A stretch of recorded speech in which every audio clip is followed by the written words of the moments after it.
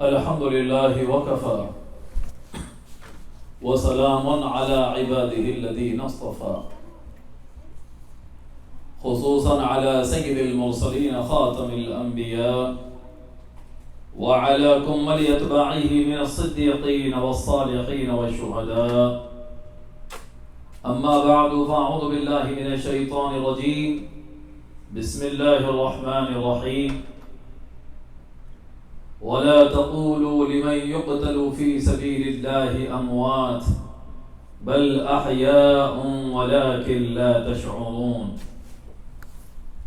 صدق الله العظيم وبلغنا رسوله النبي الكريم ونحن على ذلك لمن الشاهدين والشاكرين. آمين. الحمد لله رب العالمين. إن الله وملائكته يصلون على النبي يا أيها الذين آمنوا صلوا عليه وسلموا تسليما. اللهم صل على سيدنا شفيعنا حبيبنا مولانا محمد وعلى آل سيدنا محمد كلما ذكره الذاكرون وكلما غفل عن ذكره الغافلون. شاہ ہست حسین بادشاہ ہست حسین دینست حسین دین پناہ ہست حسین سرداد نداد دست در دست یزید حقا کے بنا لا الہ ہست حسین.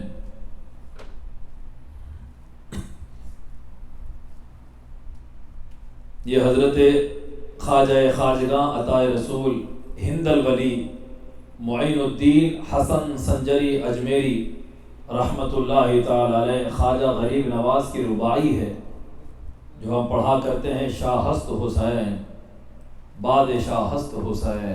حسین شاہ ہیں حسین بادشاہ ہیں. دینست حسین حسین دین ہیں دین پناہ ہست حسین حسین دین کی پناہ ہیں. سرداد نداد دست در دست یزید سر دے دیا مگر یزید کے ہاتھ میں ہاتھ نہ دیا. حقا کے بنا لا الہ ہست حسین. حق تو یہ ہے کہ اب لا الہ الا اللہ کی بنیاد حسین ہے. اسلام کے لیے آپ کا جو کارنامہ آپ نے انجام دیا اپنے کنبے کو جو آپ نے لٹا دیا تو اس سے یہ نتیجہ اخذ ہوتا ہے کہ اب یہاں سے اسلام کی بنیاد کلمہ توحید جو عالم کے گوشے گوشے میں گونج رہا ہے اب اس کی بنیاد امام حسین بن چکے ہیں. شاعر مشرق علامہ اقبال رحمۃ اللہ علیہ جن کو اپنے بھی پرائے بھی یعنی اہل سنت بھی اور جو غیر اہل سنت ہیں وہ بھی علامہ اقبال کے اشعار کوٹ کیا کرتے ہیں. ان کی فکر بیان کر کے فخر محسوس کیا کرتے ہیں. تو علامہ اقبال رحمۃ اللہ تعالی علیہ نے اپنے کلام میں یوں بیان کیا کہ رونے والا ہوں شہید کربلا کے غم میں رونے والا ہوں شہید کربلا کے غم میں کیا درے مقصد نہ دیں گے ساقی کوثر مجھے. دل میں ہے مجھ بے عمل کے داغ عشق اہل بیت دل میں ہے مجھ بے عمل کے داغ عشق اہل بیت ڈھونڈتا پھرتا ہے ذل دامن حیدر مجھے ڈھونڈتا پھرتا ہے ذل دامن حیدر مجھے. رونے والا ہوں شہید کربلا کے غم میں کیا درے مقصد نہ دیں گے ساقی کوثر مجھے کیا درے مقصد نہ دیں گے ساقی کوثر مجھے. سامعین ذی وقار دیکھنا ہے آل کے ایثار کا چہرہ اگر دین کی تاریخ کا شفاف آئینہ اٹھا. حق پہ جب آنچ آئی کوئی حق کا متوالا اٹھا پھر بھی کیا شبیر کے جیسا کوئی بندہ اٹھا. مدعی یہ کربلا ہے صرف تنقیدیں نہ کر بار ایمان کو اٹھانے دل اگر ہے آ اٹھا. اور دیکھنا ہے آل کے ایثار کا چہرہ اگر دیکھنا ہے آل کے ایثار کا چہرہ اگر دین کی تاریخ کا شفاف آئینہ اٹھا. دین کی تاریخ کا شفاف آئینہ اٹھا۔ آئیے اب ہم تاریخ اور حقائق اور واقعات کی روشنی میں امام عالی مقام کی شہادت کا جو پس منظر ہے وہ اور واقعات شہادت بیان کرنے کی سعادت حاصل کرتے ہیں۔ آقا کریم رؤوف رحیم صلی اللہ تعالی علیہ وآلہ وسلم کے بعد جس قسم کا دور حکومت قائم ہونا تھا، آپ صلی اللہ علیہ وآلہ وسلم نے اس کی نشاندہی فرما دی تھی۔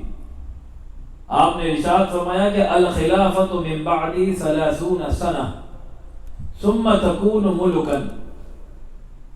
اس کو صاحب مشکات نے کتاب الفتن میں اس روایت کو نقل فرمایا۔ آقا کریم صلی اللہ علیہ وآلہ وسلم نے ارشاد فرمایا کہ میرے بعد خلافت 30 برس رہے گی، 30 سالہ دور خلافت راشدہ کا ہوگا۔ اس کے بعد وہ ملوکیت اور بادشاہت میں تبدیل ہو جائے گی۔ ثم تکون ملکا، پھر بادشاہت کا آغاز ہو جائے گا۔ خلافت دور نبوت کے بعد خلافت راشدہ 30 برس۔ حدیث شریف میں یہ بھی ہے کہ علیکم بسنتی وسنت الخلفاء الراشدین المہدیین، کہ تم پر میری اطاعت لازم ہے اور خلفاء راشدین مہدیین ہدایت یافتہ رشد کے مینار خلفاء راشدین کی اطاعت بھی تم پر لازم ہے۔ تو وہ خلفاء جن کی اطاعت مسلمانوں پر لازم تھی، وہ خلافت راشدہ کا دور 30 برس رہا۔ ثم تکون ملکا، پھر اس کے بعد بادشاہت کا آغاز ہو جائے گا۔ اور ایک حدیث میں ثم تکون ملکا عضوضا، پھر خلافت کے بعد کاٹ کھانے والی ظالم حکومت کا آغاز ہو جائے گا۔ حدیث شریف میں ثم تکون ملکا عضوضا، کاٹ کھانے والی حکومت سٹارٹ ہو جائے گی اس کے بعد۔ تو آپ دیکھتے ہیں کہ حضرت ابو بکر رسول پاک صلی اللہ علیہ وآلہ وسلم کے بعد خلیفۃ المسلمین منتخب ہوئے۔ آپ کا دور خلافت 2.5 برس رہا۔ آپ کے بعد حضرت عمر بن خطاب رضی اللہ تعالیٰ عنہ تخت خلافت پر متمکن ہوئے۔ 10 برس آپ نے خلافت فرمائی، ہوئے 12.5 برس۔ حضرت ابو بکر حضرت عمر کے ملا کر 12.5۔ حضرت عمر کے بعد حضرت عثمان ابن عفان رضی اللہ تعالیٰ عنہ کو شورا نے خلیفہ منتخب کیا، اور حضرت عثمان کا دور خلافت 12 برس رہا۔ تو کتنے ہوئے ٹوٹل؟ 24.5۔ حضرت ابوبکر کے 2.5، حضرت عمر کے 10، حضرت عثمان کے 12، تو خود بنتے ہیں 24.5۔ اب وہ 30 سال میں بچے 5.5 برس۔ اس میں سے 5 برس مولا علی مشکل کشا شیر خدا کرم اللہ وجہہ الکریم حضرت عثمان کے بعد ملت اسلامیہ کی میجورٹی کے انتخاب سے مولا علی کرم اللہ وجہہ الکریم خلیفۃ المسلمین منتخب ہوئے، اور آپ نے 5 برس تخت خلافت کو زینت بخشی۔ تو یہ ٹوٹل ہوئے 29.5 برس، 29.5 ایئرز۔ بچے 6 مہینے خلافت راشدہ کے۔ تو یہ 6 مہینے مولا علی کی شہادت کے بعد امیر المؤمنین حضرت امام حسن مجتبی رضی اللہ تعالیٰ عنہ تخت خلافت پر رہے۔ پھر ان 6 مہینوں کے بعد جب 30 سالہ خلافت راشدہ کی تکمیل ہوئی، اس کے بعد امام حسن مجتبی نے استعفیٰ دیا اور آپ نے تخت خلافت سے علیحدگی اختیار فرما لی۔ یہ دور خلافت راشدہ کا ہے، اور ہمارے خلفاء راشدین 4 نہیں بلکہ 5 خلفاء راشدین ہیں۔ حضرت علی کے بعد امام حسن مجتبی رضی اللہ تعالیٰ عنہ 5ویں خلیفۃ المسلمین کے طور پر منتخب ہوئے۔ تو ہمارے ٹوٹل خلفاء راشدین 5 ہیں۔ پنجتن پاک میں بھی نفوس 5 اور خلافت راشدہ میں بھی نفوس 5 ہیں۔ یہ 5 کا عدد اللہ نے خلافت کو بھی عطا فرمایا ہے۔ تو عام طور پر مشہور 4 خلفاء راشدین ہیں، مگر حقیقتاً تاریخ میں اگر آپ ڈیپ میں جائیں تو خلفاء راشدین آپ کو 5 نظر آتے ہیں۔ ٹھیک ہے صاحب، اب اس کے بعد کا دور آپ ملاحظہ فرمائیں گے۔ تھوڑا سا اس کو بیک کریں، تھوڑا سا دور۔ جب مولا علی کرم اللہ وجہہ الکریم خلیفہ منتخب ہوئے، تھوڑا سا اور دور کریں، تو مسلمانوں کی بدقسمتی کہ رسول پاک صلی اللہ علیہ وآلہ وسلم کی پیشن گوئی تھی کہ عمر کے بعد اس امت میں فتنے شروع ہو جائیں گے، چنانچہ حضرت عثمان بن عفان رضی اللہ تعالیٰ عنہ کے دور سے مسلمانوں میں تھوڑا سا آپس میں اختلاف اور انتشار کا ظہور ہونے لگا، کچھ پالیسیز کو لے کر، کچھ فیصلوں کو لے کر مسائل پیدا ہونے لگے، چنانچہ حضرت عثمان بن عفان رضی اللہ تعالیٰ عنہ ظلماً شہید کیے جاتے ہیں۔ حضرت عثمان کی شہادت کے بعد کس نے شہید کیا، تاریخ میں اس کا نام آج تک مذکور نہیں ہے، نہ ہی قاتل کا پتہ چل سکا۔ حضرت عثمان کی شہادت کے بعد مولا علی کرم اللہ وجہہ الکریم جیسے ہی تخت خلافت پر بیٹھتے ہیں تو وہاں سے ملک شام اور سیریا سے، ہر کنٹری سے اور ہر صوبے سے فوراً جب خطوط جاتے ہیں مدینہ سے تو سب لوگ اطاعت قبول کر لیتے کہ ہاں ہم نے بیعت کر لی، ہم نے مولا علی کو خلیفہ تسلیم کر لیا۔ ہر دور میں یہی ہوتا تھا، حضرت ابوبکر کا دور ہوا تو فوراً لیٹرز بھیجے گئے، سب نے ایکسیپٹ کیا اور حضرت ابوبکر کی خلافت مانی۔ حضرت عمر کے دور میں بھی سارے اسلامک کنٹریز میں، کنٹری تو پوری ایک ہی تھی تو ساری ریاستوں میں، اسٹیٹس میں جاتا ہے سب تسلیم کرتے ہیں۔ حضرت عثمان کی خلافت بھی سب نے تسلیم کی۔ مولا علی کرم اللہ وجہہ الکریم نے جب تخت خلافت پر آپ متمکن ہوئے تو یہاں سے جو خطوط گئے اطاعت قبول کرنے کے، تو ملک شام سے، سیریا سے جو ایک بڑی سلطنت قائم ہو چکی تھی، وہاں پر 19 برس تک حضرت عمر کے دور سے لے کر حضرت عثمان کی شہادت کے دور تک اتنا طویل عرصہ وہاں پر امیر شام بن کر جناب امیر معاویہ وہاں پر تخت شام پر ایز اے گورنر وہاں پر وہ حکومت کرتے تھے۔ جب مولا علی کرم اللہ وجہہ الکریم خلافت پر متمکن ہوتے ہی بجائے وہاں پر مولا علی کی خلافت کو تسلیم اور ایکسپٹ کرنے کے، وہاں سے بغاوت کا اعلان کر دیا، بلکہ ہم تسلیم نہیں کرتے۔ مولا علی نے خطوط بھیجے کہ مسلمان 2 دھڑوں میں تقسیم ہو جائیں گے، میری خلافت کو تسلیم کیا جائے۔ ایسے ہی تسلیم کیا گیا جیسے مسلمانوں نے رسول پاک صلی اللہ علیہ وآلہ وسلم کے دور میں جو فیصلے ہوتے تھے کتاب و سنت کے مطابق میجورٹی نے مجھے خلیفہ تسلیم کیا، میں اپنی خواہش سے اس تخت پر نہیں بیٹھا، تو لہذا اسلام کا بڑا نقصان ہوگا، مسلمانوں کی بڑا نقصان ہوگا، تو لہذا بیعت تقسیم کی جائے، بغاوت سے اپنے آپ کو باز رکھا جائے۔ تو علماء اہل سنت، ائمہ فقہ، تمام اہل سنت کا اس بات پر اتفاق ہے کہ یہاں پر جو مولا علی کی خلافت تسلیم نہیں کی گئی اور وہاں سے بغاوت کا اعلان کے باضابطہ لشکر کشی ہوئی، فائٹ ہوئی، اب مسلمانوں میں اندرونی خانہ جنگی کا آغاز ہوا۔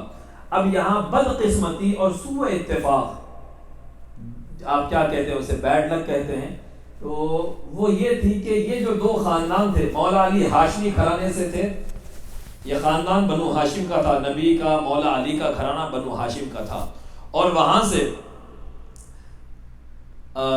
حضرت معاویہ کا جو خاندان تھا وہ بنو امیہ تھا، اور یہ دونوں خاندانوں کا بدقسمتی سے اسلام سے پہلے سے جھگڑا چلا آ رہا ہے، حتیٰ کہ آپ دیکھتے ہیں کہ جنگ بدر، جنگ احد، جنگ خندق، یہ ساری جنگیں خاندان بنو ہاشم سے اور اس طرف سے آ کر لڑنے والے بنو امیہ ہی کے لوگ تھے، اسلام سے پہلے سے اور اس سے بھی پہلے کے دور سے ان دونوں خاندانوں میں، کیونکہ دونوں خاندان میں بھی پاور تھا، بنو امیہ کے پاس اثر رسوخ دولت تھی، خاندان بنو ہاشم میں اثر رسوخ کے ساتھ ساتھ شرافت تھی، عزت تھی، کعبے کی خدمت ان کے سپرد تھی، تو تھوڑا سا 2 خاندانوں میں پہلے سے کچھ چلتی ہوئی آ رہی تھی، تو یہ بدقسمتی رہی۔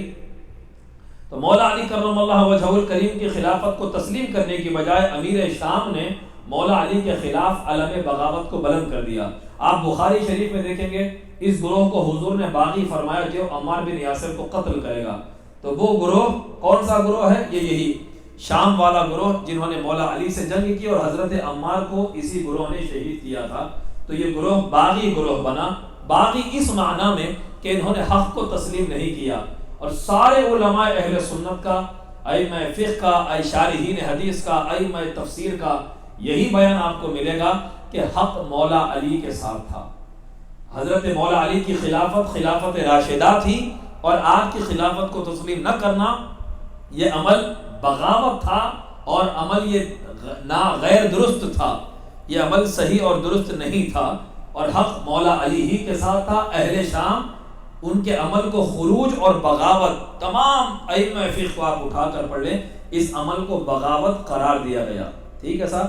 اب اس کے ساتھ ساتھ اہل سنت کا نظریہ اور موقف یہ ہے کہ وہاں پر چونکہ حضرت معاویہ یہ صحابیت کی نسبت ان کے ساتھ ہے اور حضور صلی اللہ علیہ وآلہ وسلم نے صحابہ کرام کو برا بھلا کہنے سے منع فرمایا ہے، تو یہاں نسبت صحابیت کی آڑ ہے اور اس نسبت کے لحاظ کرتے ہوئے آپ کو برا بھلا کہنا، نامناسب جملے کہنا، لان تان کہنا، اس سے پرہیز کا حکم دیا اہل سنت کے جمہور علماء نے، کیونکہ وہاں پر نسبت صحابیت کی ہے. یعنی کس کا احترام ہے؟ وہ حسین کے نانا کے احترام میں، کہ نبی کی صحبت میں بیٹھے ہیں، نبی کا دیدار عطا کیا گیا. عمل تو غیر درست ہے اور وہ عمل مولا علی کے خلاف آنا، اس سے اسلام کو بڑا نقصان ہوا ہے، لیکن ان پر لان تان کرنا، سب و شتم کرنا اہل سنت میں جمہور علماء کے نزدیک اس کی گنجائش نہیں ہے، اس سے منع کیا ہے.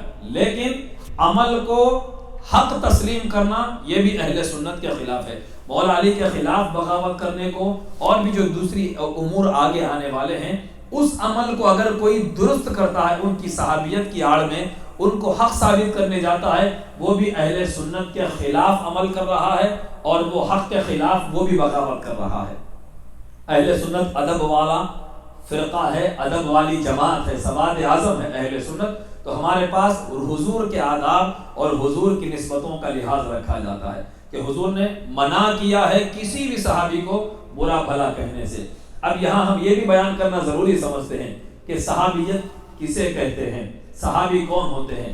تو عام تعریف یہ ہے کہ جنہوں نے حالت ایمان میں حضور کو دیکھا وہ صحابی ہیں، اور بعض کے نزدیک شارحین حدیث کو آپ اگر جب اٹھا کر پڑھیں گے تو وہ لوگ اس حدیث سے استدلال کرتے ہوئے کہتے ہیں کہ فتح مکہ سے پہلے تک، بلکہ صلح حدیبیہ تک جو تعداد تھی وہ صحابی تھے اسلام قبول کرنے والے. صلح حدیبیہ کے بعد امن کا دور آ گیا، جنگیں وغیرہ جو ختم ہو گئی، اس کے بعد فتح مکہ کے موقع پر جنہوں نے اسلام قبول کیا ان کو طلقاء کہا جاتا ہے. یہ بعض ائمہ اہل سنت کا موقف رہا ہے. ان کا استدلال اس حدیث سے بھی ہوتا ہے کہ ایک موقع پر آقا کریم صلی اللہ علیہ وآلہ وسلم کے سامنے حضرت خالد بن ولید رضی اللہ تعالیٰ عنہ نے عبد الرحمن ابن عوف رضی اللہ تعالیٰ عنہ کو برا بھلا کہا. حضرت خالد بن ولید جنہیں سیف اللہ کے لقب سے آپ اور ہم جانتے ہیں، تو اب سب خالد عبد الرحمن ابن عوف، حضرت خالد بن ولید نے عبد الرحمن ابن عوف رضی اللہ تعالیٰ جو سینئر ہیں اور عشرہ مبشرہ میں ٹاپ موسٹ صحابہ میں جن کا شمار ہوتا ہے، ان کے بارے میں حضرت خالد بن ولید رضی اللہ تعالیٰ عنہ نے برے بھلے کلمات کہے. رسول پاک صلی اللہ علیہ وآلہ وسلم نے ارشاد فرمایا لا تسبوا اصحابی، میرے صحابہ کو برا بھلا مت کہو. اگر تم احد کے پہاڑ کے برابر بھی سونا خیرات کر دو گے تو میرے صحابی کے ایک مد خیرات کرنے کے برابر نہیں ہو سکتا. یہ حضور نے کس سے فرمایا؟ حضرت خالد بن ولید سے فرمایا. تو یہاں علماء بیان کرتے ہیں کہ اب صحابیت کا ڈیفینیشن ہم کو مل گیا کہ حضور نے یہ بات خالد بن ولید رضی اللہ عنہ سے فرمائی کہ میرے صحابہ کو برا مت کہو، یعنی وہ لوگ جنہوں نے قربانیاں دی ہیں اس دور میں. علماء بیان کرتے ہیں کہ وہ صحابہ صلح حدیبیہ سے پہلے والے یہ صحابہ کہلاتے ہیں، اس کے بعد والے طلقاء کہلاتے ہیں جن کو چھوٹ دی گئی فتح مکہ کے موقع پر. الغرض یہ علماء کا اختلافی مسئلہ ہے. چونکہ محدثین کے نزدیک اور ان کی تعریف کے مطابق اور ائمہ اہل سنت کے جمہور نے آپ کو صحابی تسلیم کیا، تو نسبت صحابیت کے پیش نظر یہ بات ہمیشہ یاد رکھیں، جب بھی مولا علی اور امیر معاویہ کے خلاف جنگ کا تذکرہ ہو تو حق مولا علی کے ساتھ ہے، غلطی اور بغاوت اور خروج کا عمل اہل شام جناب معاویہ اس غلطی پر تھے، لیکن صحابیت کی نسبت کا لحاظ کرتے ہوئے لان تان کرنا، سب و شتم کرنا، ارا ترا جو جملے کہے جاتے ہیں، یہ اہل سنت میں اس کی گنجائش نہیں، کیونکہ صحابیت کی نسبت کا لحاظ کہ یہاں حسین کے نانا کی نسبت آتی ہے. ٹھیک ہے صاحب، اس نسبت کا لحاظ، جیسے آپ کہیں آپ نے سنا ہوگا کسی مسجد کے امام نے یا حافظ قرآن نے کوئی نامناسب عمل کر دیا، محلے کے لوگ اس کے خلاف دوڑ پڑے، اس کے خلاف لعن طعن ہونے لگی، سب و شتم ہونے لگی، تو سنجیدہ حضرات نے آ کر کہا کہ دیکھو صاحب، عمل غلط رہا ہے، عمل غلط رہا ہے، جو بھی مناسب رہا، جو لین دین کے معاملے میں کچھ ہو گیا، انسان ہے، اونچ نیچ ہو گئی، حافظ قرآن ہے، لحاظ کرو، حافظ قرآن ہے، قرآن کی نسبت کا لحاظ کرو۔ تو ٹھیک ہے سر، اسی طرح سے علماء اہل سنت کا موقف یہ ہے، بلا تشبیہ و بلا مثال، عمل غیر درست رہا لیکن لعن طعن کی گنجائش اس لیے نہیں کیونکہ نسبت صحابیت کی ہے، برا بھلا نہیں کہا جائے گا۔ اب اس کے آگے بھی آپ اب تذکرہ سنیں، جب یہاں پر مولا علی کی خلافت تسلیم نہیں ہوئی، اب جنگ ہوئی، کیونکہ قرآن کہتا ہے وَإِن طَائِفَتَانِ مِنَ الْمُؤْمِنِينَ اقْتَتَلُوا فَأَصْلِحُوا بَيْنَهُمَا فَإِن بَغَتْ إِحْدَاهُمَا عَلَى الْأُخْرَى فَقَاتِلُوا الَّتِي تَبْغِي حَتَّى تَفِيءَ إِلَى أَمْرِ اللَّهِ، اگر مسلمانوں کے ایک گروہ نے حق گروہ کے خلاف بغاوت کر دی، فَقَاتِلُوا، اللہ فرماتا ہے ان سے جنگ کرو، فَقَاتِلُوا الَّتِي تَبْغِي، جنہوں نے بغاوت کی ان کے خلاف جنگ کرو، حَتَّى تَفِيءَ إِلَى أَمْرِ اللَّهِ، یہاں تک کہ وہ اللہ کے حکم کی طرف لوٹ آئیں۔ تو اس آیت پر عمل کرتے ہوئے آپ کو مولا علی کرم اللہ وجہہ الکریم نظر آتے ہیں کہ آپ نے اس باغی گروہ کے خلاف مولا علی نے جنگ کی، پہلے صلح کی بہت کوشش کی، منوانے کی، ان کا مطالبہ تھا، ایک بہانہ تھا ان کے پاس کہ عثمان کے قاتلوں کو پکڑو، عثمان کے قاتلوں کو پکڑو رضی اللہ تعالیٰ عنہ۔ تو مولا علی فرماتے قاتل ہے کون کسی کو نہیں پتا، اور وہ ایک بہت بڑا شورش تھا، وہ ہزاروں لوگ حضرت عثمان کے خلاف نکلے تھے۔ تو جب ایک بلوا ہو جاتا ہے، جیسے آپ دیکھتے ہیں کہ فسادات میں ہزاروں کی تعداد میں لوگ نکل جاتے ہیں، قتل کرتے ہیں، کوئی پکڑا نہیں جاتا، بلوا تھا وہ ایک، حضرت عثمان کے خلاف ایک بلوا ہوا، تو قاتل کون تھا کسی کو پتہ ہی نہیں چلا۔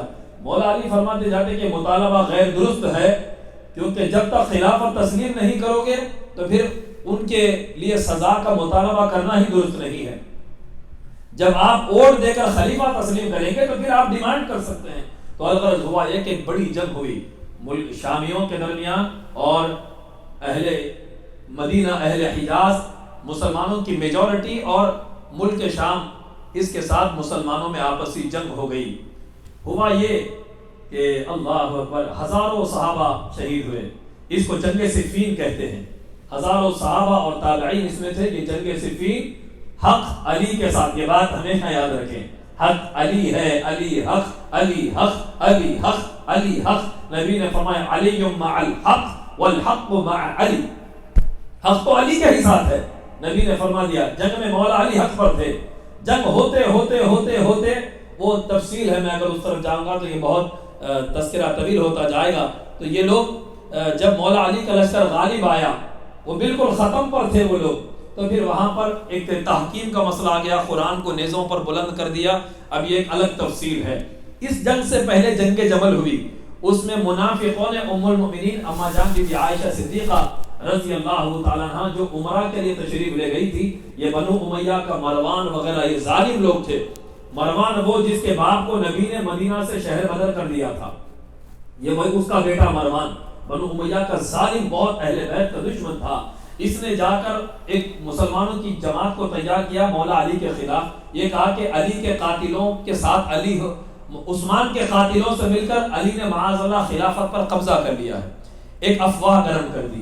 ام المؤمنین بی بی عائشہ صدیقہ کو لے کر وہ لوگ بصرہ جا رہے تھے، وہاں جا کر بصرہ میں ہم لوگوں کو جمع کریں گے، یہ خبر مولا علی کو ملی۔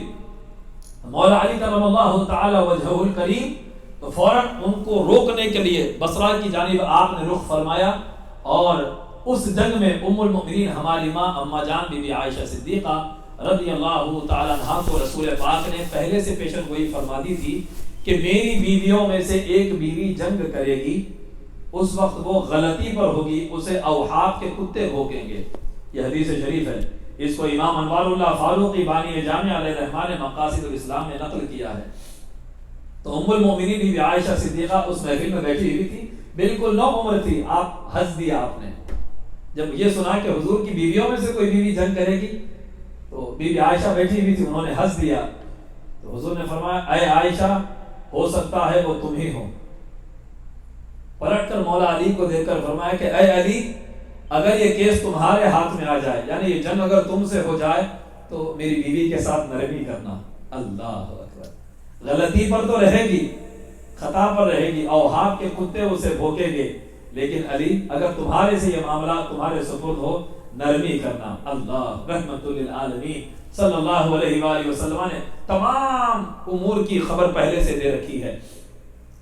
چنانچہ جب جنگ جمل ہونے والی تھی اور ہماری ماں عائشہ صدیقہ رضی اللہ تعالیٰ عنہ راستے میں تھی، آپ کو ورغلا کر جھوٹ بول کر لے جایا گیا۔ راستے میں ایک مقام پر کتے بھونکنے لگے آپ کی پالکی کو۔ ام المومنین بی بی عائشہ نے فرمایا کہ معلوم کرو اس جگہ کا نام کیا ہے۔ تو کسی نے بتایا کہ اوحاب ہے، تو بی بی عائشہ نے فرمایا کہ نہیں، میں باطل کی حمایت کبھی نہیں کرتی، میں غلطی پر ہوں، میرے آقا نے مجھے فرما دیا تھا میں جنگ نہیں کرتی۔ تو مروان اور اس کے ساتھیوں نے اس علاقے کے لوگوں کو کثیر رقم دی اور لا کر جھوٹ بولنے لگا کہ نہیں اس جگہ کا نام اوحاب نہیں ہے، وہ کسی اور جگہ ہے، یہاں پر اس جگہ کا نام وہ نہیں ہے۔ جھوٹ بولا گیا اور آپ کو یہ کہا گیا کہ ہم لڑنے کے لیے نہیں جا رہے ہیں، ہم تو حق کی طرف بلانے، مطالبہ کرنے، پبلک کو جمع کر کے ہم پرامن احتجاج کرنے جا رہے ہیں، پیسفل پروٹیسٹ ہم کریں گے۔ یہ دھوکہ دے کر آپ کو جنگ میں لے جایا گیا۔ تو پہلے جنگ جمل ہوئی تو وہاں پر مولا علی نے لاکھ کوشش کی، لیکن اس طرف سے مروانیوں نے تیر چلائے، مسلمانوں میں گھمسان کی لڑائی ہو گئی۔ اور اس جنگ میں حضرت طلحہ، حضرت زبیر، ان دونوں کی شادی، یہ بھی عشرہ مبشرہ میں سے ایک ایسا بھیانک آزمائش کا دور مسلمانوں پر آیا کہ بڑے بڑے، اس طرف دیکھو تو بڑے بڑے، اس طرف دیکھو تو بڑے بڑے، ایسی آزمائش اسلام پر آئی۔ حق علی کے ساتھ رہا، دوسرے غلطی پر ضرور رہے۔ حضرت طلحہ رضی اللہ تعالیٰ عنہ کو حضور نے فرمایا تھا کہ اے طلحہ ایک دور آئے گا تم علی کے خلاف کھڑے رہو گے، تم علی کے خلاف کھڑے رہو گے۔ یہ حضرت زبیر سے فرمایا۔ حضرت طلحہ کو جنگ کے دوران مولا علی نے یاد دلایا کہ اے طلحہ کیا تم نے نبی سے نہیں سنا جس کا میں مولا علی اس کا مولا ہے؟ حضرت طلحہ فوراً کہتے ہیں ہاں علی سنا تھا مگر میں بھول گیا تھا۔ یہ کہہ کر حضرت طلحہ نے جنگ سے ہاتھ روکا، پلٹ کر جا رہے تھے تو مروان ظالم نے تیر چلایا اور میرے آقا کے پیارے صحابی حضرت طلحہ کو شہید کر دیا۔ تو حضرت طلحہ نے ایک خوبصورت نوجوان کو دیکھا، دیکھ کر فرمایا کہ اے جوان تو کس کے لشکر کا ہے؟ اس نے کہا میں علی کے لشکر کا ہوں۔ حضرت طلحہ نے فرمایا شہید ہوتے ہوئے اپنا ہاتھ بڑھا، میں تیرے ہاتھ پر علی کے نام کی بیعت کرتے ہوئے دنیا سے جانا چاہتا ہوں۔ اس کے ہاتھ پر آپ نے علی کے نام پر بیعت کر کے شہادت کا جام نوش فرمایا۔ اور ادھر حضرت زبیر کو مولا علی نے یاد دلایا کہ اے زبیر تمہیں یاد ہے ایک بار تم ہم ہنستے کھیل رہے تھے، رسول پاک نے فرمایا کہ علی سے تم محبت کرتے ہو، اچھے دوست ہو۔ حضرت زبیر نے کہا کہ ہاں میں نے یہی کہا تھا۔ تو نبی نے کیا فرمایا تھا؟ ایک وقت آئے گا تم علی سے لڑو گے اور تم ظلم پر ہوگے، غلطی پر ہوگے۔ حضرت زبیر نے کہا اے علی ہاں مجھے یاد آ گیا، مجھے یاد آ گیا، میں تمہارے خلاف جنگ نہیں کروں گا۔ آپ جنگ سے پہلے ہی پلٹ گئے، لیکن ایک ظالم نے حضرت زبیر کو راستے میں شہید کر دیا۔ ام المومنین اما جان بی بی عائشہ صدیقہ کے اونٹ کے پیر کاٹ دیے گئے تو آپ اونٹ سے نیچے گر رہی تھی مگر آپ کے بھائی نے آپ کو پکڑ لیا۔ تو جمل، اونٹ کو جمل کہتے ہیں، تو اسی لیے آپ کے اونٹ کے پیر کاٹے گئے تو جنگ ختم ہوئی۔ اور ام المومنین بی بی عائشہ صدیقہ رضی اللہ تعالیٰ عنہ، مولا علی نے بڑے اعزاز و اکرام کے ساتھ آپ کو سمجھایا کہ غلطی پر میں نہیں، مدینے میں یہ ہوا، آپ موجود نہیں تھی، بلوائی جمع ہوئے اور حضرت عثمان کو شہید کیا گیا، آپ نے صفائی دی، ام المومنین نے تسلیم کیا اور اس کے بعد بڑے اعزاز و اکرام کے ساتھ آپ کو مدینہ واپس بھیج دیا گیا۔ پھر آپ کسی تحریک میں شامل نہیں رہی، زندگی بھر یہ افسوس رہا کہ ہائے نبی نے پہلے پیشن گوئی فرما دی تھی، میں غلطی پر تھی۔ زندگی تمام آپ روتی رہیں، خیر خیرات اور صدقات کرتی رہیں، آپ نے رجوع کر لیا۔ تو مولا علی کے خلاف جتنے آئے ہیں سب کے سب نے رجوع کیا۔ وہ اس لیے نہیں کہ پرسنل کوئی مسئلہ تھا، وہ اس لیے کہ مولا علی کی خلافت خلافت راشدہ تھی۔ ہم صحیح خلافت کے خلاف اٹھ کر، غلطی سے اٹھ کر کھڑے ہو گئے تو سب نے رجوع کر لیا اور توبہ کر لی۔ اس گروہ کے بجائے اس گروہ کے جو شامی گروہ تھا، اس گروہ نے کوئی توبہ نہیں کی۔ مولا علی کے خلاف جنگ ہوئی، جنگ موقوف ہوئی، پھر اس کے بعد دوسری مرتبہ جنگ ہونے والی تھی، مولا علی کی شہادت ہو گئی۔ پھر اس شہادت کے بعد امیر المؤمنین بن کر امام حسن مجتبی تخت خلافت پر آئے. ٹھیک ہے صاحب، امام حسن تخت پر آئے تو پھر اس کے بعد اب شام سے پھر بغاوت کا سلسلہ، پھر جنگ شروع ہو رہی تھی، لشکر کشی ہو رہی تھی خلافت راشدہ کے خلاف. تو امام حسن مجتبی رضی اللہ تعالیٰ عنہ نے ایسا کیا کہ کسی سے کہلوا بھیجا کہ ہم استعفیٰ دے دیتے ہیں، حکومت آپ کے حوالے کر دیتے ہیں. اس کے کچھ شرائط ہیں، ٹرمز اور کنڈیشنز ہیں. یہ کرنا خلافت کتاب و سنت کے مطابق کرنا، نام خلافت ہی رہے گا، نام اس کا خلافت ہی رہا، لیکن حضور نے فرمایا بادشاہت ہو جائے گی، خلیفہ ہی کہا جاتا رہا. جیسے خلافت عثمانیہ کہتے ہیں، نام خلافت عثمانیہ تھا لیکن اسلامک وہ ایک کنگڈم تھا. وہ خلافت تو وہی تھی جو امام حسن مجتبی تک تھی. اس کے بعد امام حسن مجتبی نے کچھ کنڈیشنز لگائے کہ کتاب و سنت کے مطابق حکومت کی جائے گی. شیعان علی جو جنگ میں مولا علی کے حامی تھے ان سے کوئی تعارض نہیں کیا جائے گا، ان کو پکڑا نہیں جائے گا، اب سزا نہیں دی جائے گی، جنگ ختم ہو گئی. ٹھیک. تیسری شرط یہ کہ ممبروں پر مولا علی کو گالی نہیں دی جائے گی. ممبروں پر، چونکہ بنو امیہ ملک شام میں سارے ممبروں پر مولا علی کو گالی دیتے تھے، جبکہ رسول پاک نے فرمایا من سب علی فقد سبنی، جس نے علی کو گالی دی اس نے مجھے گالی دی. علی کا دوست میرا دوست، علی کا دشمن میرا دشمن. یہ سب کچھ ہونے کے باوجود جھوٹی حدیثیں بیان ہونے لگی. مولا علی کے ہر ممبر پر ہر خطیب کو آرڈر تھا کہ ممبر پر ٹھہرنا، اللہ کی تعریف، نبی پر درود اور علی کو گالی. یہ شرط تھی ان کے پاس بنو امیہ کے سارے اس دور حکومت میں. تو امام حسن مجتبی نے شرط رکھی کہ ممبروں سے مولا علی کو گالی نہیں دی جائے گی. اور آخری شرط اس میں یہ تھی کہ آپ کے انتقال کے بعد امیر شام جناب معاویہ سے ایک آخری شرط یہ رکھی کہ جب آپ کا انتقال ہوگا تو اس کے بعد پھر سے خلافت مسلمانوں کے حوالے کی جائے گی. مسلمان جسے چاہیں گے اپنا خلیفہ چن لیں گے. آپ کتابیں اٹھا کر ساری سنی کتابوں کی بات کر رہا ہوں، الحمدللہ ہمیں کسی اور سے تاریخ پڑھنے کی ضرورت ہے نہ ہمیں اللہ نے محتاج رکھا ہے. آپ اٹھا کر تاریخ پڑھ لیں. تو اس میں آخری شرط یہ تھی کہ خلافت پھر مسلمانوں کے حوالے کی جائے گی. اور ہر سال جو اہل بیت کا وظیفہ جو بیت المال میں مقرر تھا وہ سالانہ وظیفہ مسلسل ملتا رہے گا. جیسے حضرت ابوبکر کے دور میں بھی یہ باغ فلک وغیرہ کے جو وظائف آیا کرتے تھے وہ برابر آتا رہے گا. یہ سارے کنڈیشنز امام حسن نے لکھ کر دیے تو وہاں حضرت معاویہ نے اس پر دستخط کر دیے. ٹھیک ہے، آپ کی ہر شرط قبول ہے. اب یہاں پر بعض لوگ کہتے ہیں کہ امام حسن نے بیعت کی. وہ ایک طریقہ تھا، کسی کو بادشاہ خلیفہ حکمران بنانے کے وقت سب سے بیعت لی جاتی، اوٹ لیا جاتا ہے. تو امام حسن نے شرائط لکھوا کر اوٹ دیا. تو بعض ناصبیوں نے یہ عقیدہ کھڑ دیا کہ امام حسن نے بیعت کر لی تو امام حسن آپ کے مرید ہو گئے. معاذ اللہ، استغفر اللہ. ظلم کی انتہا ہے، اہل بیت کے بغض کی انتہا ہے. سوچیں بیعت وہ طریقت کی بیعت کیا ہوتی ہے، سیاسی بیعت کیا ہوتی ہے، اس میں فرق نہیں معلوم نادانوں کو. آپ غور کریں طریقت کی بیعت کیا ہوتی ہے. آپ جا کر شیخ کے ہاتھ میں ہاتھ دیتے ہیں، شیخ کہتے ہیں تقوی اختیار کروں گا، نمازوں کی پابندی کروں گا، آئندہ سے گناہ نہیں کروں گا. یہ کون پوچھتا ہے؟ شیخ، پیر. تو کنڈیشن لگانے والا کون ہوتا ہے؟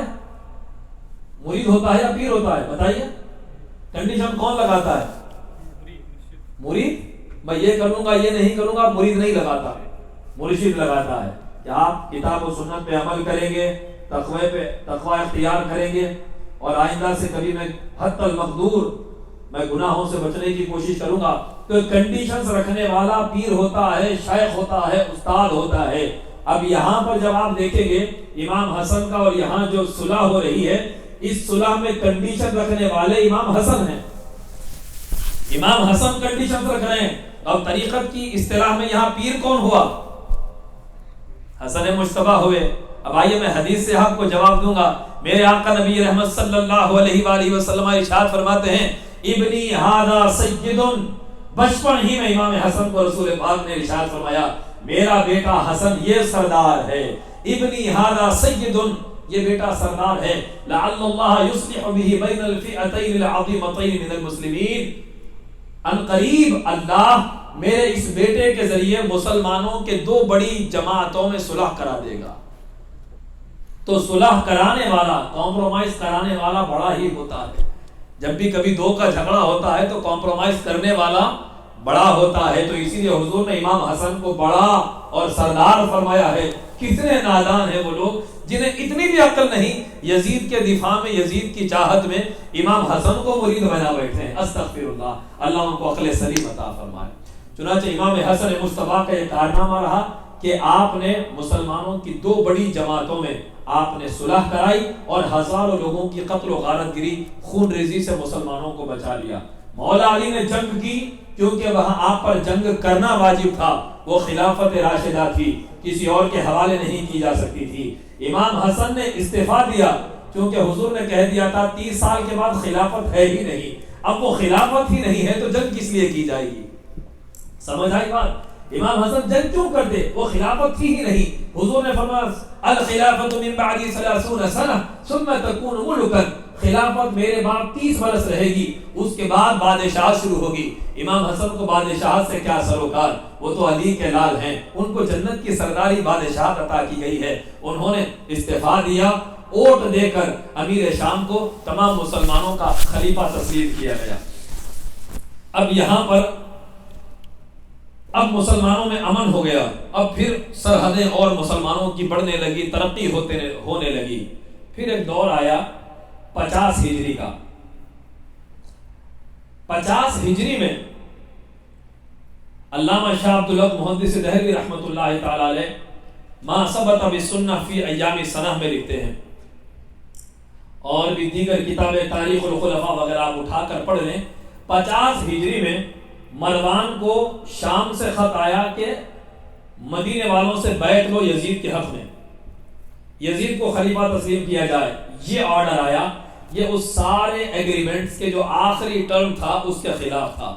وعدہ یہ تھا کہ خلافت پھر مسلمانوں کے حوالے ہوگی، لیکن مروان کو آرڈر دیا گیا کہ اب یزید کے حق میں بیعت لی جائے، اور کسی خلیفہ کی زندگی میں کبھی اسلامی نظام میں بیعت نہیں لی گئی۔ حضرت عمر کے دور میں حضرت عمر کی بیعت نہیں، حضرت عمر کے دور میں حضرت عثمان کی بیعت نہیں۔ تو اسلامک سسٹم جو تھا وہ سسٹم کے خلاف یہ کام کیا گیا کہ جیتے جی اپنے بیٹے کے حق میں بیعت لیا جانے والا عمل، اس عمل کو بھی تمام علماء اہل سنت نے، ائمہ فقہ نے، ائمہ حدیث نے، سب نے اس عمل کو بھی غیر درست قرار دیا۔ کہا کہ ہو سکتا ہے کہ نیت اچھی تھی ہوگی کہ میرا بیٹا حکومت سنبھالے گا تو سدھر جائے گا، یا نیت بیٹے کی محبت میں دے دیا گیا ہوگا، وہ نیت جو بھی تھی لیکن عمل درست نہیں تھا۔ پھر وہی سبق ہم دہراتے ہیں، صحابیت کی نسبت کی وجہ سے سب و شتم، لان تان سے پرہیز کرنے کا حکم دیا گیا ہے۔ عمل غیر درست تھا۔ اب بعض لوگ صحابیت کی آڑ میں، شیخ الاسلام ڈاکٹر طاہر القادری فلسفہ شہادت میں بیان فرماتے ہیں کہ بعض لوگ صحابیت کی آڑ میں ایک بدنما کھیل کھیلتے ہیں۔ وہ یہ کہ خراب کھیل یہ کھیلتے ہیں کہ صحابیت کی آڑ میں ان کی بغاوت کے عمل کو اور یزید کو جانشین بنانے کے عمل کو بھی درست اور صحیح ثابت کرنے کی کوشش کرتے ہیں۔ اللہ اکبر، کہ نہیں بیٹے کو جانشین بنانے کا عمل بھی درست ہے، کیونکہ حضرت عمر نے اپنے زمانے میں حضرت عمر کو نامزد کر دیا تھا۔ اس طرح کی مجھے بڑی حیرت ہوئی، خود کو سنی کہنے والے ایک عالم دین کا ویڈیو کلپ ہمیں دیکھنے میں آیا، بڑے میڈیا پر بیٹھ کر بڑے مسائل بیان کرتے ہیں، انہوں نے بھی یہ بات کہہ دی۔ میں نے کہا بڑے تعجب کی بات ہے کہ جب یہی بات مروان نے کہی تھی مدینہ میں، اعلان مروان وہی ظالم مدینے کا گورنر بنا گیا، ممبر پر سب کو جمع کیا، اب حضرت ابوبکر کے بیٹے، حضرت عمر کے بیٹے، حضرت عباس کے بیٹے، امام حسین ہیں، سب کی موجودگی میں بڑے بڑے ہزاروں صحابہ اعلان کر رہا ہے کہ امیر المؤمنین نے حکم دیا ہے کہ ان کے بیٹے یزید کے نام پر آپ سب سے بیعت لی جائے، جس طرح سے ابوبکر و عمر کی سنت رہی اسی سنت پر بیعت لی جا رہی ہے۔ یہی ایک مفتی صاحب نے بھی یہی استدلال، مروانی استدلال کیا تھا۔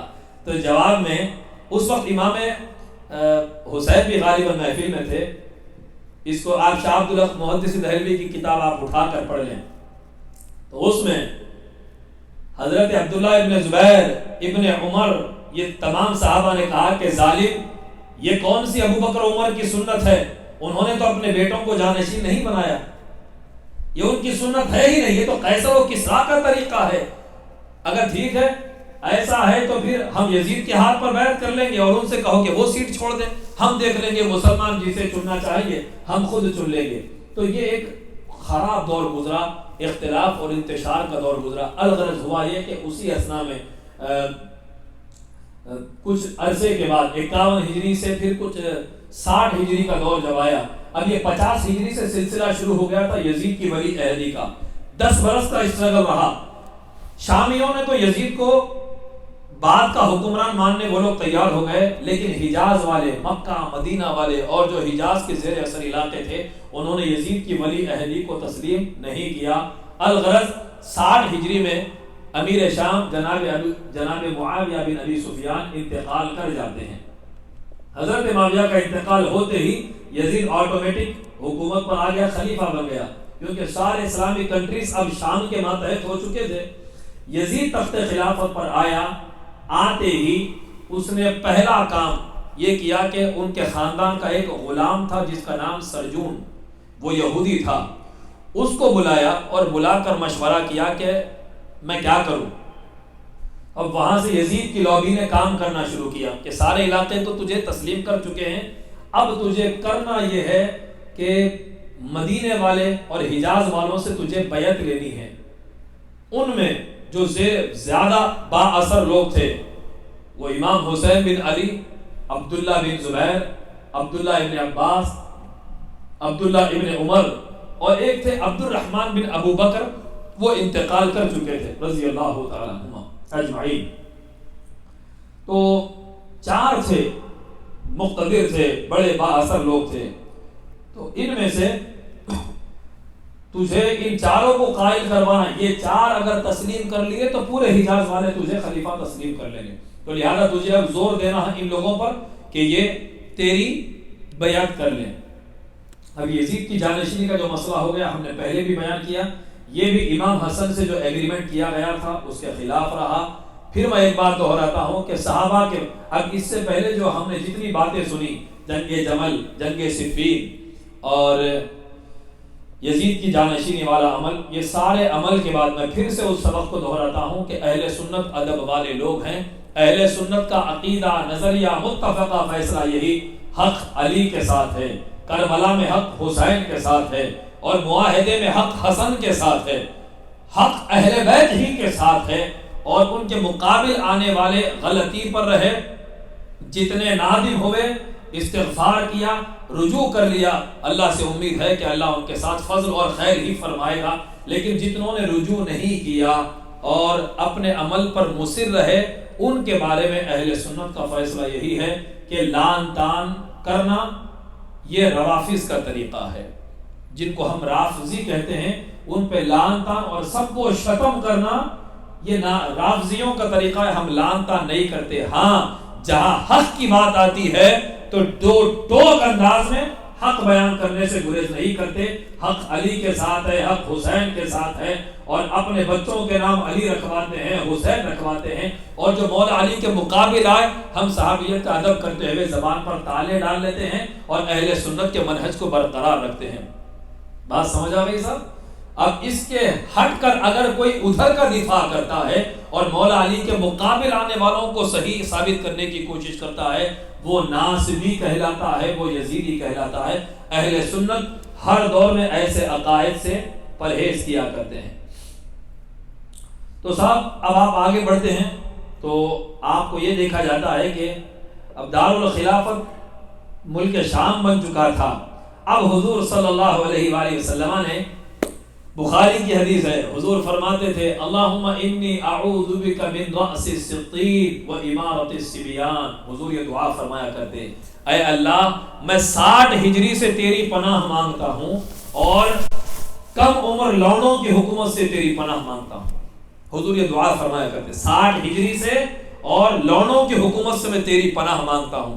یزید کا دفاع کرنے والے سنیں، اسے امیر المومنین ماننے والے سنیں، یزید پر لعن تان سب کو شتم اس لیے جائز قرار دیا گیا چونکہ وہ صحابی نہیں ہے، اسے صحابیت کا شرف نہیں ملا، اسے نبی کا دیدار نہیں ملا، وہ ظالم تھا، جابر تھا، اوباش تھا، زانی تھا، شرابی تھا، اسلام کو مٹانے کی کوشش کرنے والا تھا، ناچ گانے کی محفل یزید کے دربار میں ہوتی تھی، تو اس لیے اس پر لعن طعن اس لیے جائز ہے کیونکہ وہ صحابی نہیں ہے اور وہ کھلا فاسق اور فاجر تھا، اس لیے اس پر لعن طعن کو حرام نہیں کہا جاتا، برخلاف اس کے جہاں تک حضرت معاویہ اور ان کے کچھ صحابہ صاحب جو ساتھی تھے ان پر سب و شتم کی اہل سنت میں اس لیے اجازت نہیں، وہاں صحابیت کی نسبت بڑی مضبوط نسبت ہے کیونکہ وہ نسبت مصطفیٰ ہے، یہاں اہل سنت پرہیز کا حکم دیتے ہیں، جہاں حق کی بات ہوتی ہے